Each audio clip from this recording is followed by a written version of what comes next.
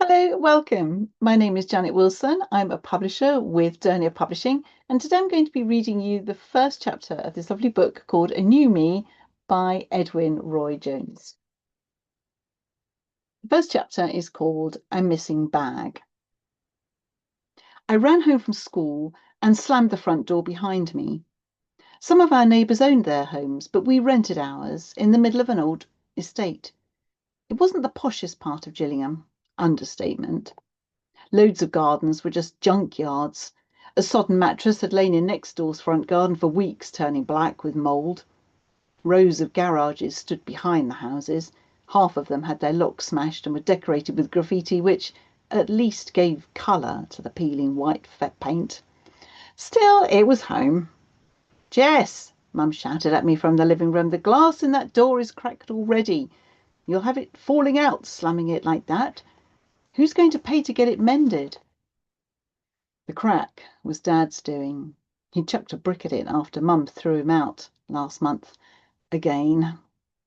I didn't answer her. I was already scavenging in the fridge, pulling out half a cucumber and a plastic box containing leftover potatoes and carrots from Sunday lunch to see what was at the back. Mom, there's no orange juice. I know, and I'm not buying any more till next week. There's plenty of water in the tap. I grabbed a mug from the draining board, filled it at the sink and carried it to the living room. Mum was working through a basket of ironing. She was dressed in her usual boring jogging pants and t-shirt, hadn't bothered with makeup, and frankly, she could have done with a decent haircut, though I didn't say so. She kind of smiled, but not really. How was your day? I pulled off my shoes without untying the laces and slumped into one of the fraying armchairs. Mrs. Gilbert gave me 37% for my history assignment, and I'd spent ages on it. She said it didn't show much evidence of original thought, said it gave the impression I'd rushed it, and I spent 3 hours doing that last week. Plus, at lunch break, I couldn't find my bag, and it's got my maths and French books in it. Did you look for it? Mum asked. Everywhere. There's no sign of it. Somebody's either nicked it or hidden it, just to be nasty. Mum sighed. Not again. You should tell Mr. Howard. I already did. He's useless. I bet it's Alice Davis and her gang. I challenged her, but she just laughed at me. Mum looked up. She's not still bullying you, is she? She and her mates have quit punching me when no one's looking, but she still keeps making comments, insinuating that I'm thick, or telling everyone that Dad's in trouble with the police. You're not thick, and your dad isn't in trouble with the police, as far as I know. Mum pursed her lips as she folded one of my school shirts and placed it on a pile of clothes on the other armchair. He's got plenty of faults, and I'm glad he's not living with us anymore, but he's not a criminal. Alice annoys me because her mum's always buying a new gear and I have to make do with the same old clothes or stuff from charity shops. Her mum always looks smart too, like she just stepped off a catwalk. And your mum looks like a rain-soaked cat, I suppose. I didn't mean that, Mom. But neither of us have the money to walk into real shops and buy whatever we like, do we? I'm sorry I can't always be getting you and Brendan the same as other kids, but at least we haven't got a house full of strife, which is the case for lots of people round here. Steam spat from the iron as Mum slammed it down. No strife now, I said, but we had plenty last time Dad was staying. Mum had let him back again on condition he didn't drink. It only lasted 3 days. The third day we went out after dinner and came out. He went out. The third day he went out after dinner and came back late. I expect he'd been down the pub. Mum sent Brendan and me upstairs, but we could hear all the shouting. Then there was the sound of broken glass. I found out next morning that was the telly. Then there was more shouting. Finally, the front door slammed, and seconds later came the sound of the brick hitting the glass. So, when are we going to get the front door mended? When I got some spare cash? I already owe money to the cash lenders and I don't want to take out another loan this month. And by the way, I've told your dad I'm not having him back. We've done it too many times and it doesn't work, so that's it now. I stared at her. So we'll just carry on with no money and make do without anything new ever? It might have sounded selfish, but honestly, it wasn't new stuff I cared about. Why couldn't we just be a normal family? Mum shrugged her shoulders, but I could see she was upset too, so I changed the subject and decided not to think about Dad. Are there any crisps left? No, and I shan't be getting any unless they're on special offer. Anyway, you'll be having your dinner soon. Maybe I should get a paper round now I'm 13. Then I could get my own personal supply of crisps and fruit juice in my bedroom. I'm not sure I'd fancy you being out in the streets on your own in the early morning. Anyway, what are we going to do about your bag? Mr. Howard said that unless I could prove someone had stolen it, there's not much he could do. He said sometimes things turn up at the lost property room.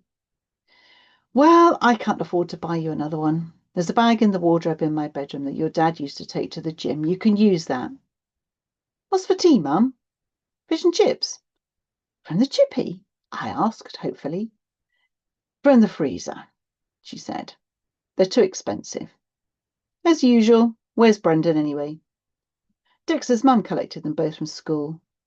Brendan's my 9-year-old brother. The two loves of his life are football and food, especially food. He eats and eats and never seems to get any fatter.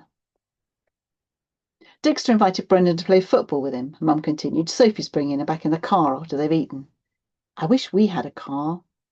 So do I, but you know full well why we haven't. I know, no money, boring, I said. It would be nice to be rich, even if it was only for a week. Well, we're not rich, and in fact, my mother stopped herself. In fact, what? I asked. I wasn't going to say it, but you might as well know. I sat up. Know what? I tried to draw out some money at the cash machine last week and discovered we were overdrawn. I rang at the bank and found out that your dad had withdrawn all the money from our savings account as well about 2 months ago. I stared. So does that mean we've got nothing? Now that your dad's left, I'm having to claim as a single parent, but it always seems to take the benefits people ages to sort it out. So we'll be okay eventually. There's another problem. The landlord wants us out. I got a letter. Now I was really shocked. A man who owns that house. But we haven't got anywhere else to go. He can't get rid of us. I felt a panic coming over me. He can. We're behind on the rent. I thought your dad had been paying it, but he must have spent the money on drink. Now the landlord says the rent hasn't been paid for months. He says he wants us out in 2 months if we can't pay up. It's all in the letter. I stared at Mum. Surely we can do something. What about the council? I think he's within his rights, she said. What if we refuse to move? I said. He can get an eviction order from the courts. Well, where will we go? I asked anxiously. We'll have to apply for emergency housing. Mum ironed her duvet cover like it was the landlord or my dad. Emergency housing? What does that mean? It might mean the council puts us up in bed and breakfast accommodation until they find something else. But I won't go. I want to stay here, I said, getting up and stamping my foot. This is my home and Brendan's and yours. We may have no choice, Mum said with a grimace. All because Dad wasted the money. This is the worst day of my life. I burst into tears, ran upstairs and threw myself on my bed. Why did everything have to be so awful? I reached to my teddy bear. Rodney's always been there for me since I was a baby. I clutched Rodney to my chest and sobbed into my pillow. And that's the end of chapter 1. If you'd like to read the rest, you can order this from any bookshop. Thank you for listening.